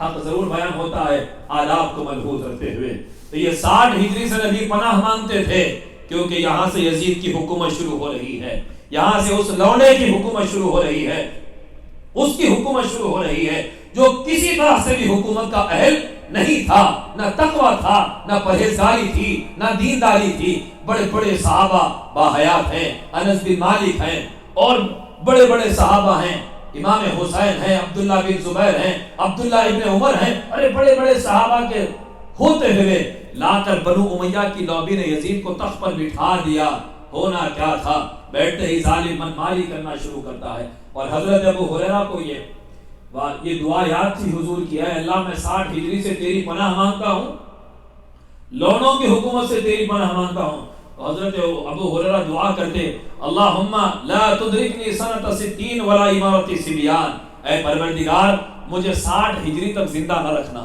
مجھے لونوں کی حکومت تک زندہ نہ رکھنا، اللہ اکبر، دیکھا کہ فتنوں سے رسول پاک نے پناہ مانگی ہے، اب دعا دیکھیں صحابی کی حضرت ابو ہریرہ کی، اے اللہ جس سال کو میرے نبی نے پسند نہیں کیا مجھے وہ سال کی شکل نہ دکھانا، مجھے اس سال کی فضاؤں میں سانس لینا عطا نہ فرما جس برس سے میرے نبی نے پناہ مانگا تھا، اور حضرت ابو ہریرہ اکثر بیان فرماتے کہ مجھے نبی سے 2 قسم کے علوم ملے ہیں، ایک علم وہ جو میں بیان کرتا ہوں اور ایک علم وہ جو میں بیان نہیں کرتا، اگر بیان کروں تو میرے گلے کو کاٹ دیا جائے گا، لقطع هذا البلعوم، میرے گلے کو کاٹ کے رکھ دیا جائے گا، میری گردن اڑا دی جائے گی وہ علم اگر میں بیان کروں، تو کسی خاص نے پوچھا کہ اس میں سے کچھ تو بیان کریں، تو حضرت ابو ہریرہ نے فرمایا اس میں سے صرف اتنا بیان کر سکتا ہوں کہ میرے نبی 60 ہجری سے اللہ کی پناہ مانگتے تھے، ان چھپی ہوئی باتوں میں سے ایک یہ ہے 60 ہجری سے حضور پناہ مانگتے تھے کیونکہ اس 60 ہجری میں ایک ظالم کو لا کر مملکت اسلامیہ کے تخت پر بٹھا دیا گیا، اللہ اکبر، ہونا کیا تھا، یزید جیسے ہی مسلمانوں کا خلیفہ نام نہاد خلیفہ بن گیا تو اس نے سب سے پہلے مروان کو خط لکھا، مدینے کے گورنر جس کا نام ولید بیان کیا جاتا ہے، ولید کو یزید نے خط لکھا، ولید بن عقبہ جس کا نام ہے، وہ ایک رحم دل اور اہل بیت کا عاشق انسان تھا کیونکہ مدینے میں ہی رہتا تھا اور مدینے کا سارا جو علاقہ تھا وہ اہل بیت کے چاہنے والوں کا تھا۔ اب مسلمانوں کی بدقسمتی یہ کہ جب سے مولا علی سے جنگ ہوئی تھی تو شام اور مصر وغیرہ کی ایک بہت بڑی پٹی تھی، اس سارے علاقے میں یہ طریقہ رائج تھا کہ ممبروں پر علی کو گالی دینا، ان کا طریقہ یہی تھا، ممبر پر آنا اہل بیت کے خلاف بولنا، مولا علی کے خلاف، وہاں پر ایک نفرت کا ایک ماحول سا بنا ہوا تھا، اہل بیت کے فضائل اور مناقب وہاں بیان نہیں ہوتے تھے، اور آپ کو میں یہ بھی بیان کروں کہ جہاں اہل بیت کے فضائل بیان ہوتے ہیں وہاں یزیدیوں کو تکلیف ہوتی ہے، آپ اگر واقعات پڑھیں، امام نسائی رحمۃ اللہ علیہ اہل سنت کی حدیث کی جو 6 مشہور کتابیں ہیں، بخاری، مسلم، ترمذی، ابو داؤد، نسائی، ابن ماجہ، اس کو صحاح ستہ کہتے ہیں، حدیث کی 6 صحیح کتابیں صحاح ستہ، اس میں سے ایک ہے نسائی۔ امام نسائی رحمۃ اللہ علیہ جب دمشق گئے سیریا، وہاں جا کر دیکھا کہ لوگ مولا علی کے فضائل ان کو پتہ ہی نہیں ہے، علی کون ہے ان کو خبر ہی نہیں، امام نسائی کو بڑی تکلیف ہوئی، تو آپ نے ایک حدیث کا مسودہ تیار کیا، خصائص علی کے عنوان سے آپ نے حدیثیں جمع کی، اور دمشق کی جامع مسجد کے منبر پر کھڑے ہو کر آپ نے مولا علی کے فضائل جو نبی نے بیان فرمائے، سب سے زیادہ فضیلتیں حدیثوں میں جس کی آئی، یہ بات یاد رکھیں، سب سے زیادہ حدیثیں اور قرآن کی سب سے زیادہ آیتیں جس کی تعریف میں اتری ہے وہ حسین کا بابا علی مشکل کشا ہے، وہ علی مرتضیٰ ہے جس کی تعریف کئی موقعوں پر نبی نے بیان فرمائی، اتنی فضیلت کسی اور کی حدیثوں میں نہیں آئی۔ امام نسائی منبر پر کھڑے ہو کر مولا علی کی فضیلتیں بیان کرنے لگے، بہت دیر تک سن کر مجمع میں سے خارجی اٹھا۔ امام نسائی کیا، نسائی سے پہلے جو مترجمین وغیرہ اس کا مقدمہ لکھتے ہیں یا عرض مؤلف وغیرہ آپ اٹھا کر پڑھیں گے تو یہ واقعہ آپ کو ملے گا کہ امام نسائی کو کیسے شہید کیا گیا۔ آپ منبر پر کھڑے مولا علی کے قصیدے پڑھ رہے تھے، حدیثیں سنا رہے تھے، ایک خارجی اٹھا بنو امیہ کا چاہنے والا، اور اس نے اٹھ کر کہا کہ حضرت معاویہ کے فضائل بیان کرو، ان کی تعریف کرو۔ تو امام نسائی رحمۃ اللہ علیہ نے فرمایا کہ ان کے تو فضائل ہیں ہی نہیں، کہاں سے بیان کروں؟ بس یہ کہنا تھا کہ مجمع ٹوٹ پڑا، وہ ناصبیوں کا، یزیدیوں کا مجمع ٹوٹ پڑا، برسر منبر امام نسائی کو مار مار کے، لاتیں مار مار کر آپ کو شہید کر دیا گیا، شہید کر دیا گیا۔ اب یہ جو جملہ میں نے کہا میرا اپنا جملہ نہیں، آپ کتاب کھول کر پڑھیں، امام سیوطی کی تاریخ الخلفاء پڑھیں، بخاری کی شرح پڑھ لیں آپ، اس میں امام ابن حجر اسقلانی رحمۃ اللہ علیہ نے جو اقوال نقل کیے ہیں ان میں سے یہی ہے کہ لوگ، صحابہ تو بہت زیادہ ہیں لیکن آپ اور صحابہ کی بنسبت جو ہے ان کا تذکرہ اور فضائل بعض لوگوں کی زبان سے سنیں گے جنہوں نے مولا علی سے جنگ کی ہے۔ تو یہ کیا وجہ ہے؟ تو بغض اہل بیت کو تسکین فراہم کرنے، حضرت ابوبکر کا عرس نہیں ہوتا، حضرت عمر کا عرس نہیں، ان کے نام کے جھنڈے نہیں نکلتے، خاص طور پر ایک عرس منایا جاتا ہے، ایک نعرے لگائے جاتے ہیں۔ تو اس کی وجہ کیا ہے؟ امام ابن حجر اسقلانی رحمۃ اللہ علیہ نے بخاری کی شرح میں، امام سیوطی نے تاریخ الخلفاء میں امام احمد بن حنبل کا یہ قول نقل کیا کہ ان کے صاحبزادے نے ان فضائل کے بارے میں پوچھا کہ یہ جو شامی لوگ اور کتابوں میں یہ فضائل بہت زیادہ ملتے ہیں ان کے، جنہوں نے مولا علی سے جنگ کی ہے، تو کیا کرنا؟ کنفیوژن پیدا ہوتا ہے عوام میں، بھائی ادھر بھی تو فضائل ہیں۔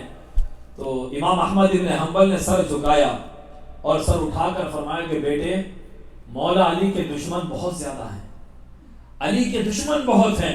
دشمنان علی نے پہلے علی میں نقص نکالنے کی کوشش کی، عیب نکالنے کی کوشش کی، جب انہیں کوئی عیب نہیں ملا تو ان لوگوں نے ان کی تعریف جھوٹے قصیدے پڑھنے شروع کر دیے جنہوں نے مولا علی سے جنگ کی ہے۔ علی کا بغض کو تسکین فراہم کرنے انہوں نے جھوٹی حدیثیں کھڑنی شروع کر دی، جھوٹے فضائل بیان کرنے شروع کر دیے۔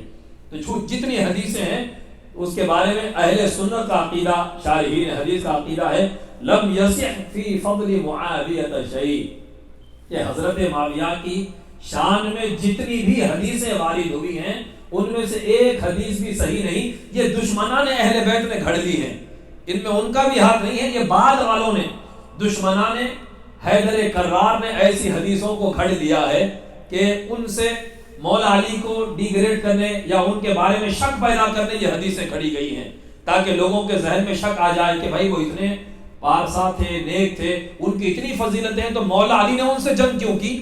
مولا علی سے بدگمان کرنے کے لیے یہ جھوٹے فضائل گھڑے گئے ہیں۔ اسی لیے وہ لوگ عشرہ مبشرہ کا عرس نہیں مناتے، ان کے نام کے نعرے محفلیں لگاتے ہوئے نہیں دکھائی دیتے، خلفائے راشدین کے نام کے قصیدے پڑھتے ہوئے دکھائی نہیں دیتے۔ یزیدی لوگ ان کے قصیدے پڑھتے ہیں جن سے مولا علی مشکل کشا کی جنگ ہوئی ہے، یہی ان کے یہ قصیدے بیان کرنے کا مقصد ہے۔ تو امام، یہ جو حجاز والے لوگ تھے یہ اہل بیت کے چاہنے والے تھے، اور ملک شام وغیرہ میں افواہیں گرم ہو گئی تھی کہ مولا علی غلطی پر ہے، اور معاذ اللہ گالی دی جاتی تھی، مولا علی کو ظالم کہا جاتا تھا، ایک بدگمانی پیدا کرنے کی کوشش کی گئی۔ لیکن آج بھی ہم دیکھتے ہیں علی کیا ہے اب آپ سمجھیں، علی کیا ہے اب آپ سمجھیں۔ 90 برس تک اسلامک کنگڈم میں، پھر وہ یہاں مدینہ میں بھی ہوتا تھا، مدینے کے منبروں پر بنو امیہ کے گورنر اگر اہل بیت گھروں میں رہتے، باہر نہیں آتے، تو جا کر فوج کھٹکا مار کر ان کو واپس لے کر آتی، مسجد میں بٹھا کر ان کے سامنے مولا علی کو گالیاں دی جاتی تھی، وہ صبر کا پیکر بن کر خاموشی سے سنا کرتے تھے۔ لیکن اس کے باوجود مدینہ میں اہل بیت کی عقیدتوں کی کوئی کمی نہیں تھی۔ تو یہاں پر یزید نے خط لکھا ولید کو کہ حسین ابن علی، عبداللہ بن زبیر، عبداللہ ابن عباس، عبداللہ ابن عمر، یہ چاروں کو بلاؤ اور میری بیعت کے لیے مجبور کرو۔ ولی تھا اہل بیت کا چاہنے والا، اسے سیدھا بات سمجھ آ رہی تھی بھائی اب ایک ڈکٹیٹرشپ شروع ہو رہی ہے، میں کیا کروں۔ تھا رحم دل، اچھا انسان۔ اس نے مروان کو بلایا، بنو امیہ خاندان کا ہی تھا، ظالم تھا۔ مروان کو بلایا، بلا کر اس سے مشورہ کیا۔ اب میں تھوڑا سا بیچ میں آپ کو فلیش بیک میں لے کر جاؤں، تھوڑا سا ایک ظلم مجھے اور بیان کرنے دیجیے۔ تھوڑا سا ہمارے پاس تھوڑا سا ہوتا یہ ہے کہ اسٹارٹنگ سنائی جاتی ہے، اینڈنگ سنائی جاتی ہے، تھوڑا سا بیچ کا دور خراب ہے، بڑا مسلمانوں پہ امتحان خیز دور گزرا ہے۔ تھوڑا سا میں آپ کو یہ مشورہ دوں گا، ہمارے ناظرین کو جو اس وقت دیکھ رہے ہیں سب کو میرا مشورہ ہے، ذرا ایک چیئر واسف بھائی ذرا حضرت کے لیے چیئر رکھیے۔ حضرت مظہر الدین نظامی صاحب حفظہ اللہ، جو بابا افضل الدین نظامی رحمۃ اللہ تعالی علیہ کے جانشین ہیں، 6 فیٹ آپ محفل میں تشریف لائے، ہم آپ کا خیر مقدم کرتے ہیں۔ حضرت اور یعقوبی نے بڑا پیارا جملہ فرمایا، بڑا پیارا شعر فرمایا کہ اللہ اکبر، مدعی کربلا ہے صرف تنقیدیں نہ کر، بار ایمان کو اٹھانے دل اگر ہے آ اٹھا، دیکھنا ہے آل کے ایثار کا چہرہ اگر، دیکھنا ہے آل کے ایثار کا چہرہ اگر، دین کی تاریخ کا شفاف آئینہ اٹھا۔ آپ کو تاریخ اسلام پڑھنی ہوگی، پڑھیں اسلام کی تاریخ کیا ہے، پڑھ لیجئے، تاریخ الخلفاء پڑھ لیجئے، امام سیوطی کی زیادہ ذخیر نہیں ہے، اس میں آپ کو اسلامی تاریخ کا ایک اجمالی خاکہ مل جائے گا، کیا ہوا اہل بیت کے ساتھ۔ پڑھیں پلیز، میری ریکویسٹ ہے آپ لوگوں سے کم یہ پڑھ لیں۔ آپ کو پتا ہے امام حسن کا وصال کیسے ہوا؟ نہیں پتا۔ ایگریمنٹ ایک تو یہ تھا، ایک روایت کے مطابق کہ خلافت پھر امام حسن کو دی جائے گی کیونکہ آپ استعفیٰ دے رہے ہیں۔ دوسرا یہ تھا کہ مسلمانوں کے حوالے کر دی جائے، تو شور مسلمان یہی تھے کہ ٹھیک ہے بھائی، جب چانس ملے گا ہم ووٹ دے کر امام حسن کو واپس لا لیں گے۔ لیکن ہوتا یہ ہے کہ امام حسن کو زہر دے کر شہید کر دیا گیا، نبی کے لخت جگر ابن رسول اللہ کو زہر دیا گیا، ایک بار 2 بار، جب بھی شہادت نہیں ہوئی تو تیسری بار اتنا سخت زہر دیا گیا کہ امام حسن کی خیمے کلیجے کے 70 ٹکڑے گرے۔ فاطمہ کے جگر کا ٹکڑا ہے، ارے کیا چہرہ تھا ابن رسول اللہ، رسول کا چہرہ تھا، حسن کا چہرہ کیا تھا؟ نبی کا چہرہ۔ اللہ دیکھ، شاعر کہتا ہے کہ حسن کو دیکھ کے مہر نبی پہ کہتے تھے سب، حسن کو دیکھ کے مہر نبی پہ کہتے تھے سب، حضور اپنا ہی بچپن اٹھائے پھرتے ہیں، حضور اپنا ہی۔ ارے ایسے پیارے چہرے والا جس نے کبھی کسی کو بھوکا نہیں دیکھا، جو غریبوں کی داد رسی کرنے والے امام، ارے جس کی آواز سنو تو نبی کی آواز یاد آتی تھی، رحیم امام، کریم امام، جس کے چہرے کو دیکھنے سے ٹینشن دور ہو جاتا تھا۔ اللہ، جن کے چہرے کو دیکھ کر کفار میدان چھوڑ کر مباہلہ چھوڑ کر بھاگ گئے، اس حسن کو زہر دے دیا گیا۔ کیا ہوا؟ امام حسین آئے، خبر لی تو امام حسن نے فرمایا کہ بھائی حسین، آج مجھے تیسری بار زہر دیا گیا، اتنا شدید کہ میں اس کی تاب نہیں لا سکتا، بھائی حسین میں جا رہا ہوں۔ وصیتیں فرمائی، کربلا آنے والی ہے، تمہارا امتحان باقی۔ امام حسین نے فرمایا بھائی آپ کو زہر کس نے دیا مجھے بتائیں۔ تو امام حسن نے فرمایا کہ بھائی حسین اگر بتاؤں تو کیا تم انتقام لوگے؟ امام حسین نے فرمایا یقیناً میں انتقام لوں گا۔ تو امام حسن فرماتے ہیں کہ میں نے معاملہ اللہ کے سپرد کر دیا، میں نے اللہ کے حوالے کر دیا، رہنے دیں۔ اللہ اکبر، اگر میں شور ہوں کہ زہر اسی نے دیا تو میں اللہ کے حوالے کرتا ہوں، اگر نہیں، میرا گمان اگر 1% بھی اگر غلطی پر ہوں تو پھر میں کسی بے گناہ کا قتل آپ کے ہاتھ سے کروا کر آپ کو ظالم نہیں بنا سکتا۔ تو امام حسن نے ایک وصیت فرمائی، اماں جان بی بی عائشہ سے اجازت لینا کہ ان کے حجرے میں اگر اجازت ہو تو نبی کا لخت جگر نانا جان کے پہلو میں دفن ہونا چاہتا ہے۔ آپ کی شہادت ہوئی، بھائی حسین ام المومنین بی بی عائشہ صدیقہ کے پاس جاتے ہیں۔ ام المومنین بی بی عائشہ صدیقہ اہل بیت پر بڑی شفیق تھی، ان کو اپنے بچوں کی طرح چاہتی تھی۔ آج اہل تشیع میں ایک بدگمانی پھیلا دی گئی کہ اہل بیت سے، چونکہ مولا علی سے جنگ میں ام المومنین بی بی عائشہ کو ڈھکیلا گیا تھا، تو لہٰذا آپ اہل بیت سے محبت نہیں رکھتی تھی، یہ بدگمانی پھیلائی جاتی ہے۔ وہ ایک دھوکہ تھا جو اماں جان کو دیا گیا، آپ نے اس سے رجوع کر لیا تھا، واپس آ گئی تھی آپ، اہل بیت سے آپ بے پناہ محبت کرتی تھی۔ آپ کثرت سے حدیثیں پڑھیں گے، سیدہ فاطمہ کی فضیلت میں حدیثیں آپ پڑھیں گے تو بی بی عائشہ سے آپ کو روایت ملے گی۔ اور حضرت ابوبکر مولا علی کا چہرہ دیکھ کر جو عبادت کرتے تھے، یہ روایت بھی آپ کو بی بی عائشہ صدیقہ سے ہی ملے گی۔ اگر اہل بیت کا بغض دل میں ہوتا تو یہ حدیثیں آپ لوگوں سے کیوں بیان کرتی؟ تو امام حسین جاتے ہیں ام المومنین سے پوچھتے ہیں کہ ماں عائشہ، بھائی حسن نے آپ سے درخواست کی تھی شہادت سے قبل، کیا نانا جان کے حجرے میں آپ ہی کا حجرہ ہے، دفن ہونے کی اجازت مانگی؟ ام المومنین نے فرمایا بخوشی میرے بیٹے کے لیے حاضر ہے جگہ، نبی کے لخت جگر کو نبی کے پہلو میں دفن کر دیا جائے۔ تو امام حسن مجتبیٰ کا جنازہ مبارک لے کر ہاشمی گھرانہ جا رہا ہے نانا کے روضے پر۔ آپ کو خبر ہے بنو امیہ کی فوج نے، مروان کا وہاں گورنر تھا، بنو امیہ کی فوج نے ہاشمیوں پر تیر چلائے، امام حسن کے ابن رسول اللہ کے جنازے پر تیر چلے ہیں، جرم کیا کسی کو نہیں پتا۔ ہائے ہائے، ظلم کی انتہا ہے صاحب، ظلم کی انتہا ہے۔ امام حسین وہ تو جری تھے، خنجر کھینچا، تلوار کھینچی، بنو امیہ کی فوج کو للکارا، بڑے بڑے صحابہ بیچ میں آ گئے، اے ابن رسول اللہ اپنے جلال کو ختم فرما دے، چھوڑے ان ظالموں کو۔ حکومت ہاتھ، فوج آرمی جب ہاتھ میں ہوتی ہے صاحب، پاور جب آتا ہے تو بزدل سے بزدل کے بھی تیور بدل جاتے ہیں۔ یہ تو بنو امیہ کے کمزور شریر لوگ تھے۔ امام حسن کا جنازہ نانا کے روزے سے پلٹا دیا گیا۔ صاحب آپ غور کریں کہ جب کسی کے جنازے کو قبرستان میں دفن نہ، عام لوگوں کی بات کر رہا ہوں، دفن نہ ہونے دے مینجمنٹ، دل پر کیا گزرتی ہے؟ زندگی رہی تک تکلیف، پھر اس کے بعد بھی یہ تکلیف، پھر یہ کس کے ساتھ سلوک ہو رہا ہے؟ ارے نانا کے روزے سے واپس بھیج دیا گیا نبی کے بیٹے کے جنازے کو۔ بڑے بڑے صحابہ با حیات ہیں، سب کے دل تڑپ رہے ہیں، کوئی کچھ نہیں کر سکتا۔ کیوں؟ حکومت ان کی ہے، میڈیا ان کا ہے، خبریں وہ نشر کر رہے ہیں۔ تو ہر دور میں حکومت یہی کرتی ہے، کسی کے ساتھ بھی کچھ بھی کر دیا جائے، زہر کس نے دیا قاتل کا پتہ نہیں چلا۔ ہوتا ہے نا سب، ہماری کنٹریز میں بھی ہوتا ہے نا، بر صغیر میں، پاک و ہند میں بھی ہوتا ہے ایسا، شہر کا شہر معصوم مسلمانوں کو، انسانوں کو قتل کر دیا جاتا ہے، پھر یہ مقدمہ کورٹ میں بھی جاتا ہے، پھر جج ظالم کو کلین چٹ دے دیتا ہے۔ پاور اسے کہتے ہیں، یہ پاور پلے ہے صدیوں کا۔ یہاں بھی یہی ہوا، امام حسن کو کس نے شہید کیا؟ کسی کو، سب کو کلین چیٹ ہے۔ اب وہ قاتل کون ہے قیامت کے دن ہمیں پتہ چلے گا، مگر یہ ضرور ہے کہ اہل بیت پر ظلم ہوا۔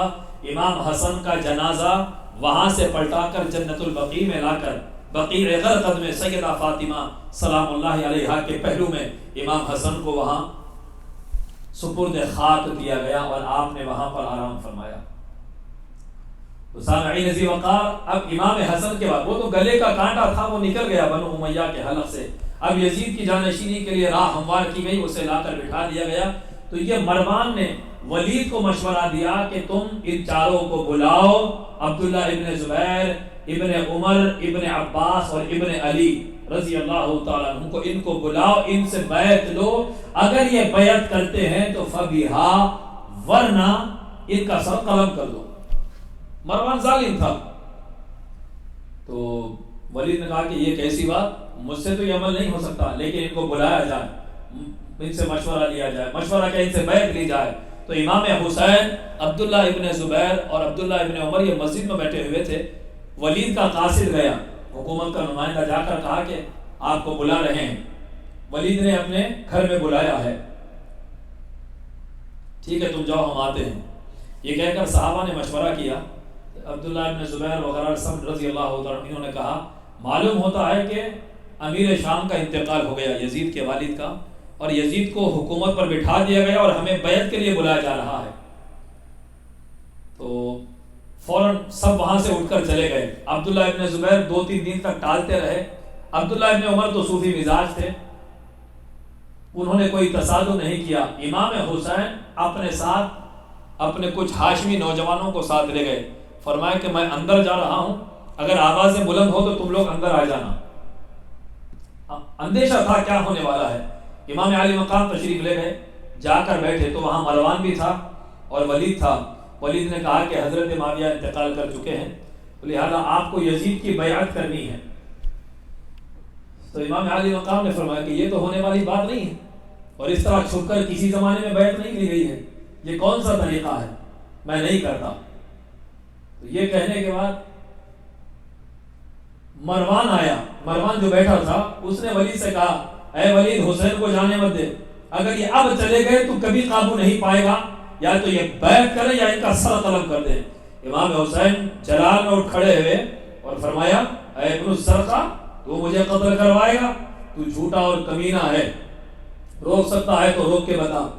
امام حسین یہ کہہ کر باہر تشریف لے گئے. مروان نے ولید سے کہا دیکھ تو نے حسین کو چھوڑ دیا، اب تو کبھی حسین پہ قابو نہیں پا سکتا، میری بات تو نے نہیں مانی. چنانچہ امام علی مقام اپنے گھر واپس آئے اور آ کر آپ نے سب سے کہا رخت سفر باندھو، اب مدینہ ہمارے لیے امن کا شہر نہیں رہا.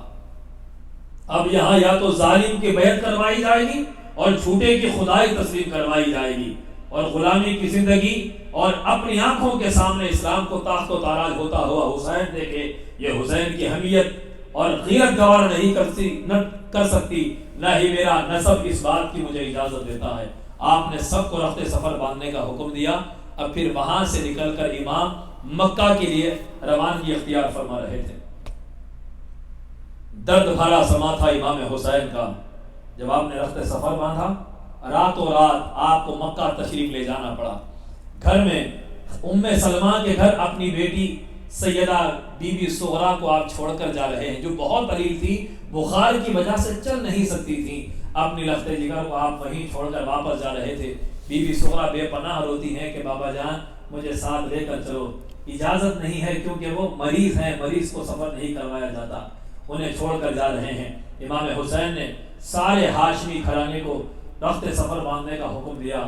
خود رات میں نانا جان کے روزے پر تشریف لے گئے. دیر رات تک دست بستہ کھڑے زار و خطا رونے لگے. زندگی ساری مدینے میں گزری ہے نا سب، پیدا یہی ہوئے. اپنا شہر، جس شہر کو نانا نے مدینہ بنایا، امن والا بنایا، وہ شہر چھوڑنے پر مجبور کیا گیا. تو امام حسین زار و خطا رونے لگے. الوداع یا جدی، الوداع نانا جان. ابا جان حضور کو ہمیشہ ابا کہتے تھے. ابن رسول اللہ، میں نبی کا بیٹا ہوں کہتے تھے. بابا اجازت دیں، الوداع، اب یہ آخری حاضری ہے حسین کی، اس کے بعد اب پھر کبھی زیارت نہیں ہوگی. زار و خطا روتے گئے. وہاں سے بقیع شریف میں آئے، امی جان کی مزار پر لپٹ کر روتے گئے. ماں نے وصیت کی تھی کہ بیٹا حسین، وقت آئے گا کربلا میں دین کو بچانے کا کام تم سے لیا جائے گا. امام حسین الوداعی سلام امی جان کے پاس کہتے ہیں، امام حسن کے پاس کہتے ہیں. سب سے الوداعی سلام اور دعائیں التجائیں کر کے وہاں سے واپس ہوتے ہیں. اب یہ اہل بیت کا نورانی قافلہ، یہیں پر بات ختم کرتا ہوں. نورانی قافلہ تیار ہوا سا.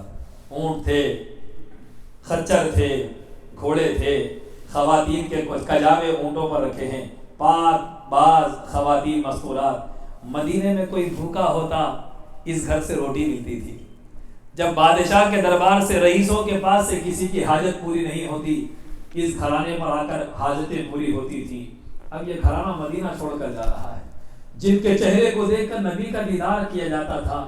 بچے بیمار ہو جاتے، بڑی مشکلیں آتی تو امام ہاتھ اٹھاتے، وہ مشکلیں دور ہو جاتی تھی.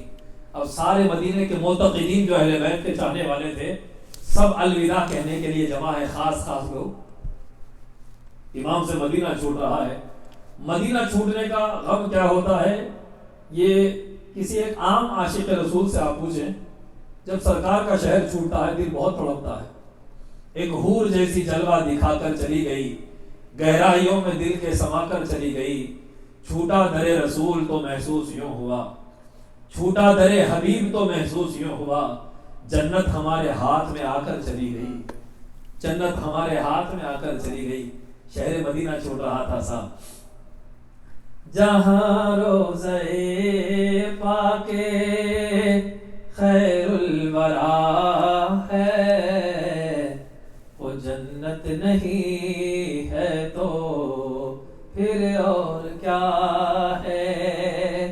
کہاں میں کہاں یہ مدینے کی گلیاں، یہ قسمت نہیں ہے تو پھر اور کیا ہے۔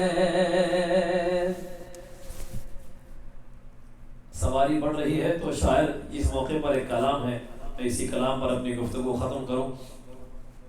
امام آگے بڑھ رہے تھے تو مدینے والے سلام عقیدت پیش کر رہے تھے، تو شاعر نے اسے بیان کیا کہ بڑھے جو کر کے وہ،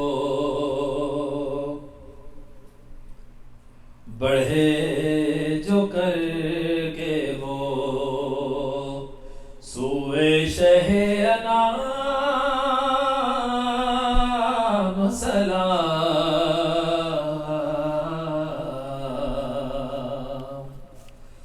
صدائیں آتی تھی ہر سمت سے، سلام سلام، السلام یا امام، السلام یا امام، وداعی سلام ہو رہا ہے۔ صدائیں آتی تھی، نبی کے چمن کا پھول جا رہا ہے جسے نبی سونگھا کرتے تھے۔ نبی نے فرمایا حسن حسین میرے پھول ہیں، ہما ریحانتا یا اشمہما، میں ان کو سونگھتا ہوں۔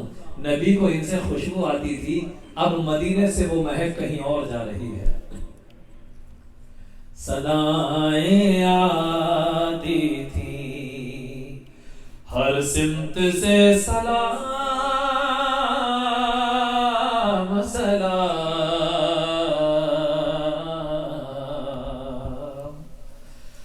بڑا ہجوم تھا طیبہ کی پہلی منزل پر، سسکیاں بندھی ہوئی ہے، لوگوں کی ہچکیاں بندھی ہوئی ہے، اکٹھا ہے شاہراہ پر، اب امام کو رخصت کرنے آیا۔ بڑا ہجوم تھا طیبہ کی پہلی منزل پر، کھڑے تھے راہ میں کرنے کو خاص و عام سلام،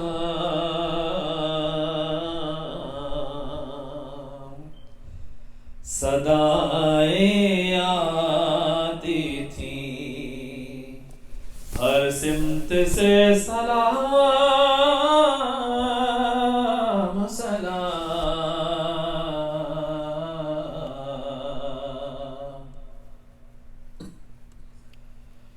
زمین منزل مقصود نے قدم چومے،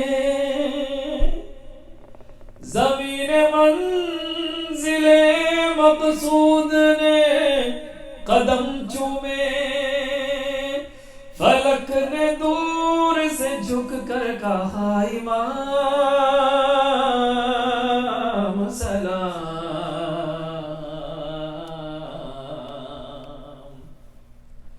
صدائیں آتی تھی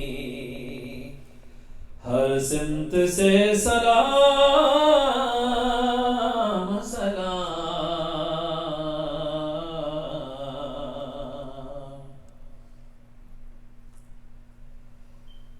یہ شاہ وہ جنہیں سب شاہ شاہ کہتے ہیں، شاہ ہست حسین بادشاہ ہست حسین، یہ شاہ وہ جنہیں سب شاہ شاہ کہتے ہیں، امام وہ جنہیں کرتے ہیں سب امام سلام، امام وہ جنہیں کرتے ہیں سب امام سلام، صدائیں آتی آتی تھی، ہر سمت سے سلام سلام،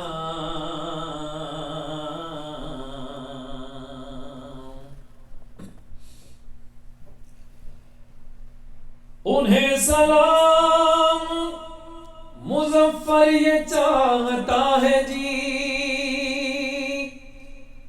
تمام عمر لکھوں اور تمام شام سلام، تمام عمر لکھوں پر نہ ہو تمام سلام، صدائیں آتی تھی ہر سمت سے سلام سلام۔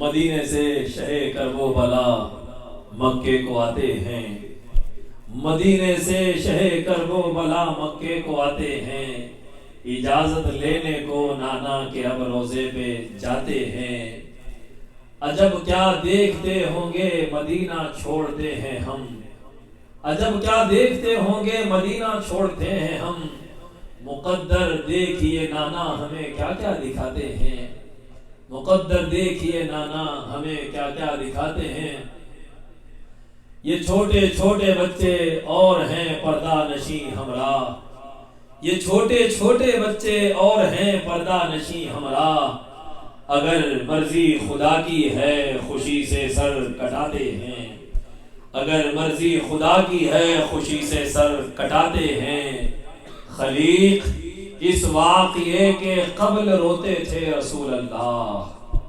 خلیق اس واقعے کے قبل روتے تھے رسول اللہ، انہی کی پیروی میں ہم بھی اب آنسو بہاتے ہیں، انہی کی پیروی میں ہم بھی اب آنسو بہاتے ہیں۔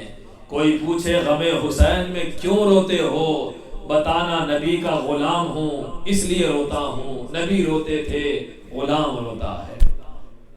یہ ایمان کی حرارت ہوتی ہے جس کی بھاپ آنکھوں سے آنسو بن کر بہتی ہے، جو آنکھ غم حسین میں نہیں روتی اسے کوئی خوشی زیب نہیں دیتی، روتا نہیں جو غم حسین ابن علی کے، روتا نہیں جو غم حسین ابن علی کے، وہ ہنس کے بھی ملتا ہے تو اچھا نہیں لگتا، وہ ہنس کے بھی ملتا ہے تو اچھا نہیں لگتا، جو دشمن حیدر کا ذرا بھی ہو طرفدار، چاہے وہ سگا خون ہو اپنا نہیں لگتا، چاہے وہ سگا خون ہو، چاہے وہ سگا خون ہو اپنا نہیں لگتا، جو شخص محفل حیدر میں آ نہیں سکتا، جو شخص محفل حیدر میں آ نہیں سکتا، علی کے نام کا نعرہ لگا نہیں سکتا، علی کے بیٹے اجازت اگر نہیں دے تو کسی کا باپ بھی جنت میں جا نہیں سکتا،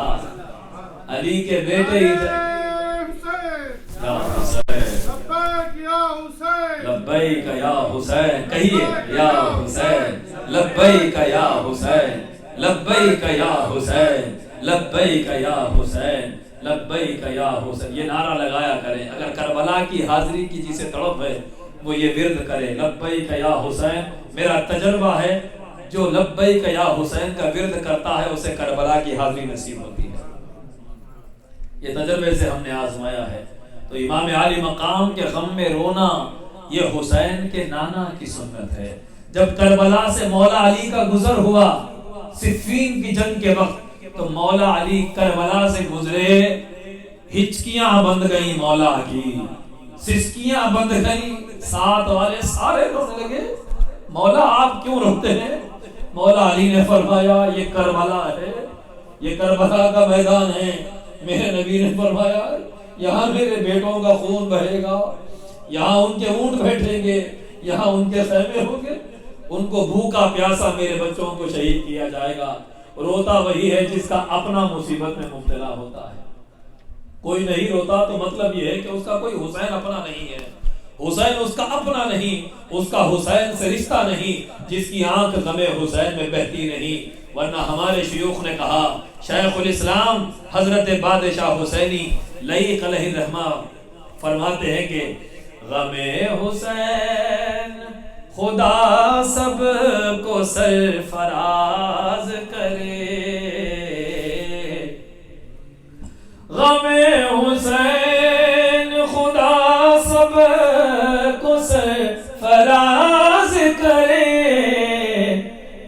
یہی وہ غم ہے جو ہر غم سے بے نیاز کرے، یہی وہ غم ہے جو ہر غم سے بے نیاز کرے، حسینیت جسے کہیے وہ سب کے بس کی نہیں۔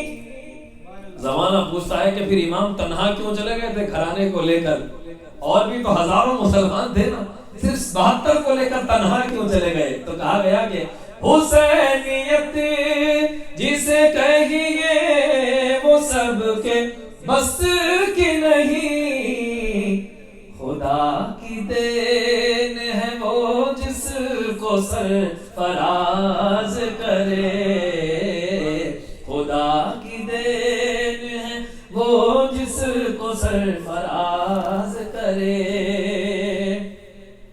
وہ سجدہ سمت نبی نے دکھا دیا جو لعیق، وہ سجدہ سمت نبی نے دکھا دیا جو لعیق، جبین شوق کو شائستہ نیاز کرے۔ سب مل کر کہیں غم حسین خدا سب کو سرفراز کرے، غم حسین خدا سب کو سرفراز کرے۔ مولا غم حسین منانے والوں کو کائنات کی خوشیاں عطا فرما۔ الہی بحرمت سیدنا الحسین واخیہ وامہ وابیہ وجدہ وبنیہ فرج عنا ما نحن فیہ، فرج عنا ما نحن فیہ۔ مولا ہماری مقدرات کو بدل دے۔ مولا جب کبھی حق و باطل کی معرکہ آرائی ہو ہمیں حسین کے زمرے میں شامل کر دے، حسین کے لشکر کا سپاہی بننے کی توفیق عطا فرما۔ باطل کی پرستش، باطل کی خدائی سے ہمیں محفوظ فرما۔ مولا اسلام پہ زندہ رکھ، ایمان پر موت دے۔ وقت رضا آقا نبی رحمت صلی اللہ علیہ وسلم کا دیدار نصیب فرما۔ مولا کرم کر دے، ہمیں حسنین کا صدقہ عطا فرما دے۔ مولا حسینی اسلام پر عمل کرنے کی توفیق دے میرے مولا۔ یا ربی کرم کر دے، جس قرآن کو نیزے پر چڑھ کر حسین نے تلاوت کی ہے میرے مولا، ہمیں امن کے ساتھ اپنے گھروں میں رہ کر قرآن پڑھنے کی توفیق عطا فرما میرے مولا۔ ہماری خاطر امام نے اسلام کے تحفظ کی خاطر جو جامع شہادت نوش فرمایا، ہمیں اس اسلام کی احیاء کی توفیق عطا فرما، ہمیں دین کے احیاء کی توفیق عطا فرما۔ مولا ہم دنیا کے بندے بن چکے ہیں، دنیا کی بندگی سے ہمیں بچا لے مولا، ہمیں تیری بندگی کا سلیقہ دے، ہمیں نماز قائم کرنے والا بنا، ہمیں واقعتاً صرف نام کے نعرے لگا کر، صرف مجلس سے سجا کر، صرف غم منانے کی حد تک ہماری محبتوں کو محدود نہ رکھ میرے مولا۔ یقیناً ان محفلوں سے مقدر سنورتے ہیں، ہم نے اس عقیدے سے اس محفل کو سجایا، ہم اس جذبے سے حسین کے نعرے لگاتے ہیں مولا کہ یہ نعرے اور یہ محفلیں ہمیں اسلام پر عمل کرنے میں مدد دے گی میرے مولا۔ جس نماز کی اقامت امام حسین نے کربلا میں تیروں کے مسلح پر جو اقامت کی ہے میرے مولا، ہمیں بھی اس نماز کو قائم کرنے والا بنا میرے مولا۔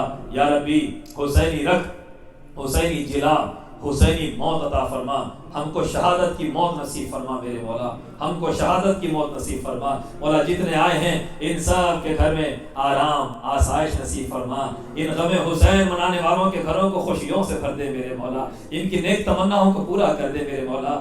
جو ملازمت کے لیے پریشان ہیں ان کی ملازمت میں ترقی دے، جو تجارت کر رہے ہیں ان کے کاروباروں میں برکتیں دے میرے مولا، جو رشتوں کی تلاش میں ہیں ان بہنوں بھائیوں کے لیے مناسب جوڑوں کا بندوبست فرما، ان کا نیک نصیبہ فرما میرے مولا۔ جو امیگریشن کی کارروائی کے لیے کوشاں ہیں میرے مالک، ان کے لیے امیگریشن کی کارروائی کو آسان بنا دے مولا۔ ہم جانتے ہیں رزق دینے والا تو ہے، کوئی ملک اور کوئی سرحد کسی کو رزق نہیں دیتی، آپ جسے چاہے رزق کے دروازے کھول دیتے ہیں۔ ہم جہاں کہیں ہیں میرے مولا، جتنے لوگ اس وقت دیکھ رہے ہیں ہندوستان سے، پاکستان سے، اور آسٹریلیا سے اور سعودی عرب سے کئی ممالک سے اس وقت لوگ ہماری محفل میں موجود ہیں. جو جس ملک میں ہے میرے مولا, جس سرزمین پر ہے, اسے اس کی سرزمین پر رزق کریم, رزق حلال نصیب فرما, عزت و وقار کی زندگی نصیب فرما. مولا اس کورونا وائرس کا خاتمہ کر دے میرے مولا, اس وبا کو ختم فرما دے, ہم کو امن و امان والی, چین کی, سکون کی زندگی عطا فرما. جو اس بیماری میں مبتلا ہم کو صحت دے میرے مولا, جو وفات پا چکے ہیں ان کی مغفرت فرما. پروردگار ہمارے عزیز جناب جعفر لشکریہ صاحب جو یہاں کے ہماری مسجد کے صدر انتظامیہ ہیں, جعفر صاحب کو صحت دے میرے مولا. جعفر بھائی کے عمر و اقبال میں ترقی نصیب فرما, ان کے تمام گھر بار کو صحت دے میرے مولا, ان کے رزق میں, عمر میں, صحت میں برکتیں دے, ہر پریشانی آفت سے ان کی حفاظت فرما میرے مولا. جتنے لوگ ہیں حاضر سب کو اس وبا سے, اس وائرس سے ہمیں حفاظت نصیب فرما میرے مولا. جناب عبدالستار صاحب جو کراچی میں کچھ دن پہلے جن کا انتقال ہوا, ان کی مغفرت فرما میرے مولا. ہمارے رضوان بھائی کے والدین کا انتقال ہوا, ان کی مغفرت فرما میرے مولا. ہمارے فیض بھائی کی بہن کا وصال ہوا, ان کی مغفرت فرما. بدر بھائی کی والدہ کا انتقال ہوا ہے میرے مولا, ان تمام کو جنت الفردوس میں اعلیٰ سے اعلیٰ مقام نصیب فرما میرے مولا, ان کی مغفرت فرما.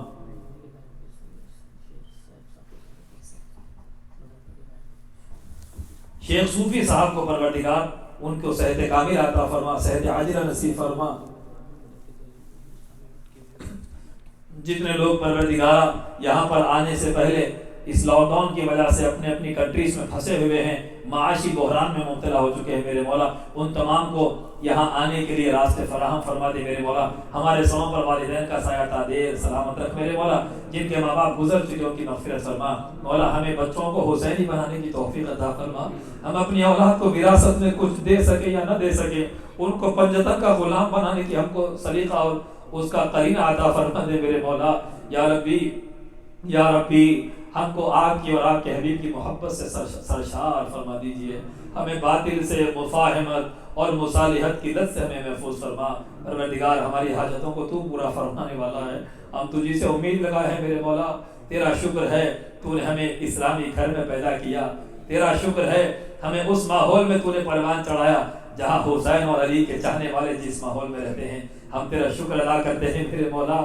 پروردگار تو نے ہمیں پنجتن کا عاشق بنایا, ہمیں خلفائے راشدین کی تعظیم عطا فرمائی, ہمیں اولیاء اللہ کا ماننے والا بنایا. پروردگار ہمارا خاتمہ بھی ایمان پر فرما مولا. کچھ رہے یا نہ رہے پر یہ دعا ہے کہ امیر آخری وقت سلامت میرا ایمان رہے. ہمیں 12 اماموں کی معرفت نصیب فرما. جب امام مہدی ظہور فرمائے ہم رہیں تو ہمیں ان کے لشکر میں جگہ عطا فرما دے, ہم نہ رہیں تو ہماری اولاد کو, ہماری نسلوں کو امام مہدی کی معرفت عطا فرما, اور ان کے لشکر میں شامل ہو کر دجال کے خلاف کھڑے رہنے کی ان کو سعادت نصیب فرما. لی خمسۃ نطفی بہا حر الوباء الحاطمہ المصطفیٰ والمرتضیٰ وابناہما والفاطمہ. الفاتحہ. اعوذ باللہ من الشیطان الرجیم, بسم اللہ الرحمن الرحیم, الحمد للہ رب العالمین, اهدنا الصراط المستقیم. حضرت